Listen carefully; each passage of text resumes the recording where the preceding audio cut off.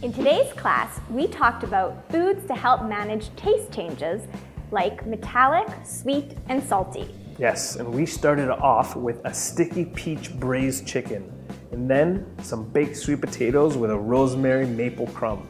And for dessert, we made a banana coffee ice cream.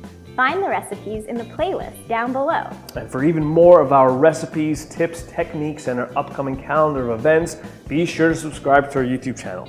You can join us for our next class on Thursday, October 18th at 12:15 Eastern Time. We'll be streaming live to ELLICSRkitchen.ca. We'll be joined by Kidney Cancer Canada. Don't miss it.